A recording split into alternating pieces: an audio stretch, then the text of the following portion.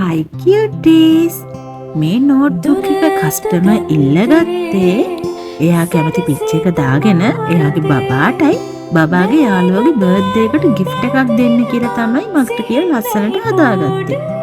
ඉතින් ඔයාලටත් බර්ත්ඩේස් වලට ඇනිවර්සරි වලට ගිෆ්ට් දෙන්න ඕනේ නම් ඔයාලා කැමති පිච්ච එකක් දාගෙන මේ වගේ ලස්සන නෝට්බුක් එකක් මට කියලා හදාගන්න පුළුවන්. ඉතින් ඔයාලටත් මේ වගේ ලස්සන නෝට්බුක් ඕනේ නම් අදම බ්ලූ නෝට්ස් එකට මැසේජ් එකක් දාන්න.